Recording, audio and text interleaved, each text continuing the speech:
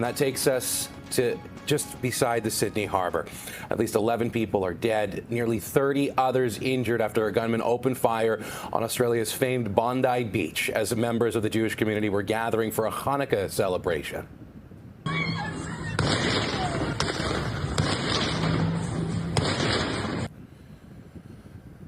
This video was captured from the scene, showing some of the shots ringing out, or at least the sound of them, and also seeing people fleeing the area along the beach as a celebration for the start of the Hanukkah Jewish festival was ongoing.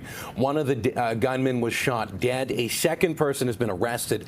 Police in Sydney have described this as an act of terror. Two of the injured are police officers. Their condition said to be serious. A child also among the injured as well. Witnesses say they could not believe what was unfolding right before their eyes. You just don't expect this sort of thing at all on Bondi, or like generally in life, to be honest, but especially on Bondi. So we were just a bit confused. But then obviously as the gunshots kept firing, we knew that it was something seriously wrong. And then the police responded pretty quickly. Like, we heard the sirens not that long after, but I think what was the most like shocking was how long the gunfire lasted. Like, the shots were going on for ages, like multiple minutes, it felt like. One man is being hailed as a hero amid all the carnage for disarming one of the suspected shooters. And this also caught on camera. We're going to warn you, though, before we show you this, that this video may also be disturbing for folks at home. But you can see right there the moment a bystander grabbed the gun out of the gunman's hand, wrestling it from his grasp, and then turning the gun on the alleged shooter, who backs away in fear. The man, identified by a relative as he was in hospital as 43-year-old Ahmed El Ahmed, is being widely praised on social media for their quick actions and bravery, potentially saving lives. Australia's Prime Minister says that this should have been a day of celebration, but now his country and the world seems to mourn. An act of evil anti-Semitism, terrorism, that has struck the heart of our nation. An attack on Jewish Australians is an attack on every Australian, and every Australian tonight will be, like me, devastated on this attack on our way of life. Now, reaction coming from around the world. Israel's Prime Minister Isaac Herzog is calling on Israel to do, or I should say calling on Australia to do more to fight a recent surge in anti-Semitism. The entire nation of Israel misses a beat in this very moment as we pray for the recovery of the wounded. We pray for them, and we pray for those who've lost their lives. We send our warmest strength from here, from Jerusalem, and we repeat our alert time and again to the Australian government to seek action and fight against the enormous wave of anti-Semitism which is plaguing Australian society. A local rabbi in Bondi is saying that this attack will not silence him or the Jewish people. I have to think that here in Sydney, Australia, I have to have security full-time at my synagogue. My children have to go to school where they're told not to wear their uniforms outside, so that people shouldn't identify them as Jews, that they have to have security at their school. And now, when we come to celebrate a Jewish holiday, 12 of our best are gunned down. So, I mean, there are no words. Prime Minister Mark Carney issuing this statement saying Canada stands with the people of Australia and Jewish people everywhere in sorrow and determination never to bow to terrorism, violence, hatred, and intimidation. Here in the GTA, there's local police that are closely monitoring what's happening halfway around the world, but also trying to ensure that the Jewish community here, as they gather tonight to mark the beginning of Hanukkah, are safe. For more, let's bring in CP24's crime analyst Steve Ryan, joining us outside Toronto Police Headquarters. Steve, I know that from the standpoint of preparation, that always is ongoing, but after incidents like this, I'm sure some things change, at least internally.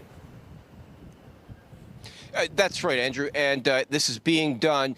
So it'll act as a deterrence for any that may see this as an opportunistic way of causing harm here in the GTA in the city of Toronto. So we just spoke with the Toronto Police, and they have said that they are going to increase their presence significantly in Jewish communities and around synagogues as well. As you just mentioned, it's beginning of Hanukkah, and the Toronto Police want to reassure the Jewish community that they are out there for their protection. They're out there proactively. And one of the officers I just spoke with said that if anybody has any concerns and they want to report that to the police will be out in full force, so they'll be made available so any concerns can be expressed to them. So there are no threats of anything being threatened towards the Jewish community here in Toronto. But again, the Toronto Police and police services across the GTA will do this proactively to reassure the people that they police in those Jewish communities that they are out in full force to protect them. So the police will share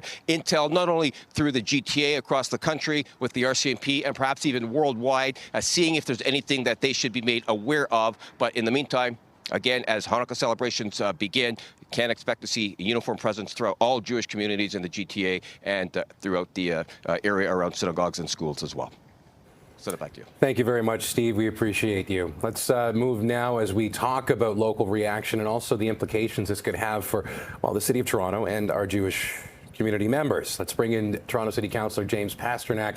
James, I know that this is, well, we talk about news around the world that unfortunately is awful all the time, but the reverberations that can come through and affect a community that, you know, like the Jewish community, 15.5 million people around the world, but interconnected around the world.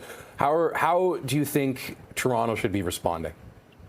Well, the Jewish community, its heart and its prayers is horrified by what has happened in Australia. It is the result of the toxic rhetoric and mobs that have taken to the street in many Australian cities with very little consequences, either in their judicial system or by their political leaders. It was allowed to fester, and it has resulted in this horrible shooting, which we should take as a strong warning of what could happen here in North America. Well, I can see the through line for what you're saying, sir. And I know that the Prime Minister, I should say the President of Israel, Benjamin Netanyahu, said similar today about the Australian Prime Minister. He called the shooting cold-blooded murder and said that to the Prime Minister Albanese of Australia that Australia's support for Palestinian statehood fueled anti-Semitism and also rewarded Hamas terrorists, emboldened those who menaced Australian Jews, and encourages Jew hatred now stalking your streets. That's a direct quote from Benjamin Netanyahu. Are you saying similarly that this hate that you're describing in the streets is leading towards more people being emboldened to do deadly things? Well, there's no doubt that you cannot pacify a mob. You cannot raise a Palestinian flag, declare the war in Gaza genocide, and recognize a fictitious state of Palestine, and expect this all to go away. I mean, they've been chanting, "Let's globalize the Intifada." I mean, with police standing right there, that's a call for global mass murder. I mean, I don't know what more people need to see or hear that the danger we're in, the fatal path that we're on here in this city.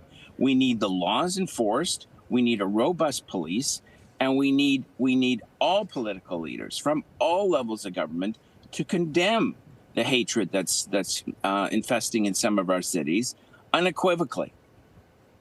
And I guess that what I'm sort of wondering to happen now is from the standpoint of you've been one of the councillors that I've seen, whether it's outside of a Jewish girls' school that gets shot at, whether it's lighting a menorah during the high holidays last year. You've tried to be an ally, and still we're almost having the same conversation after several years. And we're seeing more people die. How do we get to a point where we can have a better conversation and one that involves listening to everybody? Well, there has to be universal condemnation. Look, I'm on my way to my first menorah lighting.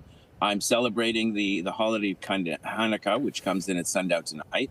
I'm urging all members of the community not to be intimidated, to go about their daily lives and their daily routine to celebrate their faith. Police services are out in full force, But why has it come to this? Police services have law enforcement to do across the city, traditional law, law of safety.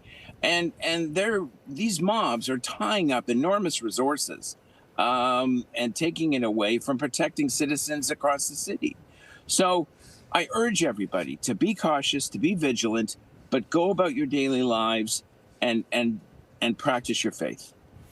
James, we're going to have to leave it there, but I always appreciate whether it's unfortunate we have to talk for something like this, but I do appreciate getting a chance to speak with you all the same. James Pasternak, City Councillor for the City of Toronto.